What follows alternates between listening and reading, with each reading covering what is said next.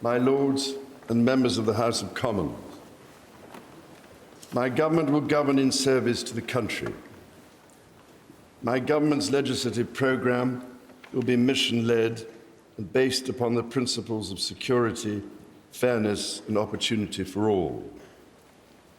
Stability will be the cornerstone of my government's economic policy, and every decision will be consistent with its fiscal rules.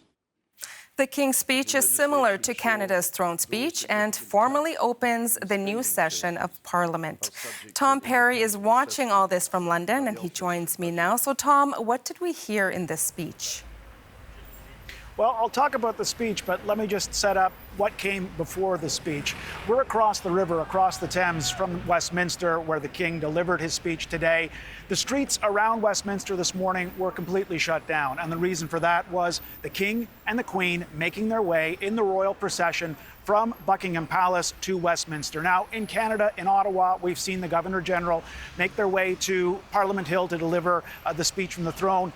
It's a lot more elaborate here in the UK. You've got the royal carriage, you've got riders, you've got this whole entourage of people going from Buckingham Palace to the Palace of Westminster. The King then enters along with the Queen, and he delivered the King's speech. Now, this was primarily a domestic speech. Took some notes. The government of Keir Starmer is pledging changes to foster the building of 1.5 million homes in the next 5 years. So an issue that Canadians are very familiar with, this desire to have more homes, to make homes more affordable. There's a pledge to create the Great British Energy Company to foster green energy, more green energy in Britain. There's also a pledge to crack down on human smugglers who are ferrying migrants across the English Channel from France. That's been a real issue here. 4 migrants were actually killed crossing the Channel last week. So this was primarily a speech focused on domestic issues. There was, however, a nod to the ongoing crisis, the war in Ukraine, and a pledge from the government via the King to keep supporting Ukraine in its fight against Russia. Here's some of what King Charles had to say about that in his speech today. My government will continue to give its full support to Ukraine and its people, and it will endeavour to play a leading role in providing Ukraine with a clear path to NATO membership.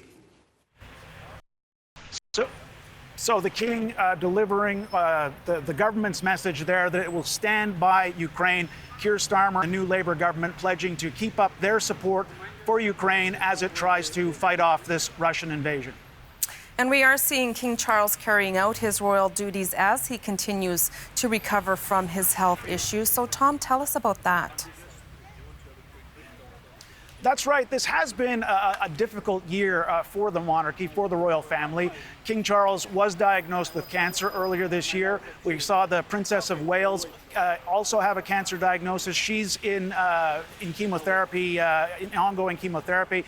So this was really a sign of Charles coming back to his duties. He mentioned in his speech how he's looking forward to traveling to Samoa for the Commonwealth meeting coming up later this year, to Australia. So this really a sign today that after this cancer diagnosis, the King is on the mend and resuming his role as the sovereign. Thank you so much, Tom.